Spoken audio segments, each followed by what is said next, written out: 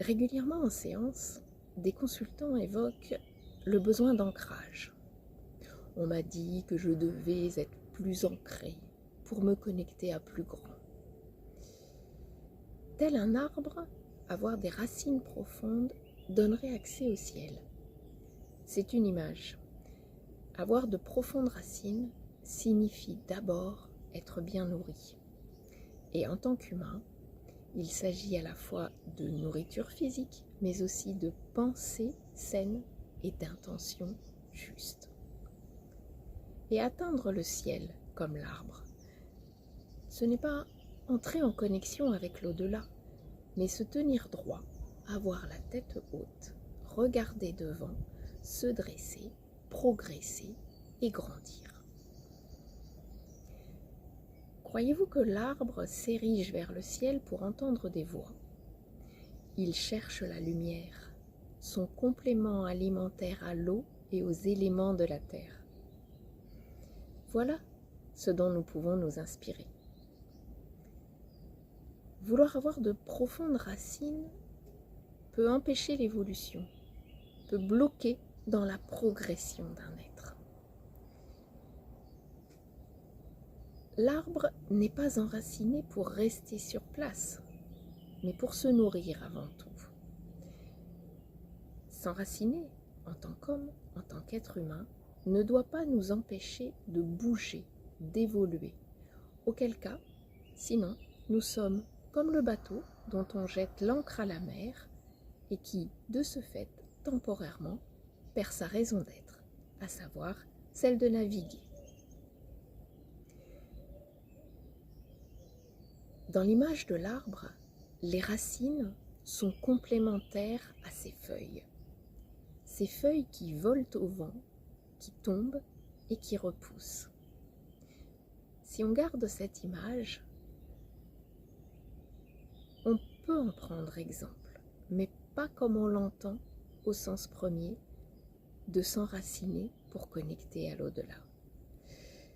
Si l'arbre n'était que racine, il finirait asphyxié, comme nous pouvons l'être si nous restons sur place.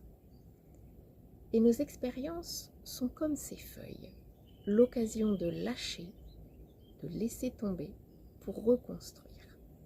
C'est l'objet de toute vie.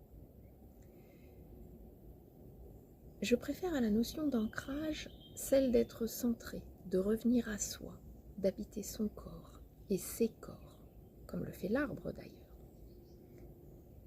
Quand on est connecté de l'intérieur, quand on est connecté dans ses corps, dans son corps, on perçoit d'autant mieux l'extérieur. La sensibilité, notre sensibilité propre, nous relie à l'environnement et aux autres. Elle nous permet de comprendre cet environnement, de comprendre ceux que l'on rencontre sur notre chemin, de considérer tout cela et d'y puiser les ressources qui nous sont utiles. La sensibilité, c'est vrai qu'elle ouvre nos perceptions, des perceptions physiques, mais aussi plus subtiles, certes, mais subtiles au sens de plus fines, pour mieux nous ressourcer, pas au sens d'aller capter des choses au-delà de ce monde physique. À l'image de l'arbre, c'est la circulation de la sève, la vitalité, la pleine puissance intérieure qui mettent en connexion avec l'environnement. L'arbre s'adapte à son environnement, il complète les espèces qui l'entourent et il participe à l'écosystème dans lequel il vit, tout comme nous avons à le faire. Il en est de même pour nous. Quelle serait notre raison d'être si nous n'entrions pas en interaction avec ceux, CE et ceux, CEX, qui nous entourent? C'est bien de vouloir parler aux esprits, mais pourquoi faire? Se couper du monde? Se sentir supérieur? Acquérir des informations et des connaissances? Et se replier sur soi? L'arbre qui ploie, qui se replie sur lui-même, finit par mourir. Quant à l'expression s'élever, se connecter à plus grand, il faut être plus terre à terre pour l'entendre. En tant qu'être, c'est la pleine occupation de son espace personnel, cette connexion. La connexion au plus profond de soi-même. La connexion de notre esprit propre à notre cœur.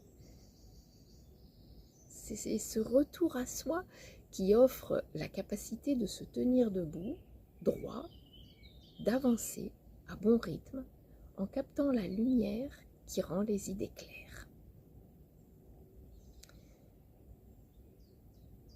Vivre en se ressourçant uniquement à l'extérieur, en allant capter nos idées et les messages à l'extérieur, c'est le meilleur moyen pour être déconnecté et ne plus avoir d'ancrage cette fois. S'élever, c'est en fait emprunter la spirale intérieure qui nous conduit au plus profond de nous-mêmes pour mieux nous connaître. L'élévation, c'est grandir en nous connaissant de mieux en mieux. L'élévation, elle va se manifester avant tout par un esprit de plus en plus ouvert, par des pensées de plus en plus claires et saines, et par des actions de plus en plus justes. Il ne s'agit aucunement, en s'élevant, de connecter à très haut, de se relier à d'autres esprits. Non. Il s'agit de connecter à son propre esprit sain. C'est ça la spiritualité en fait.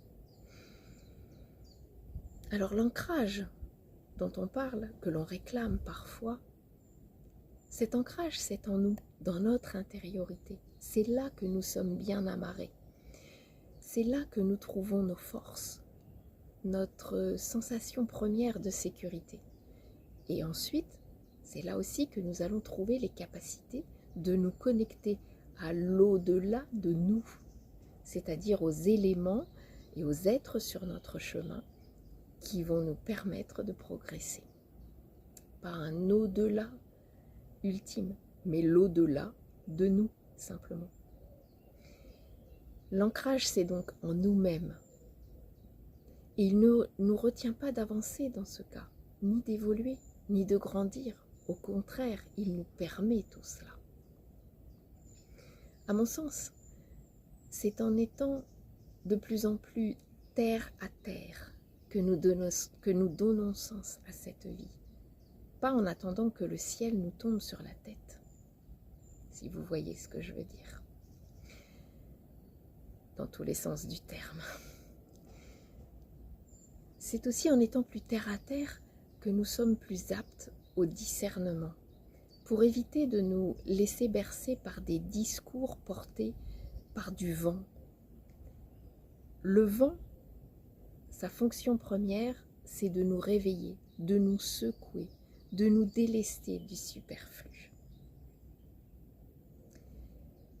J'emploie ici un langage très imagé pour vous montrer la puissance du verbe, des mots qui parfois nous maintiennent loin de notre essence. Ne nous laissons pas hypnotiser par des mots venus de nulle part. Cette vidéo n'est pas très longue, mais elle en dit long. Laissez toutes ces images s'infuser en vous. Et je vous souhaite qu'elles vous donnent pleinement envie de respirer, bouger et de vivre. Tant qu'on est ici, c'est ici qu'on se réalise.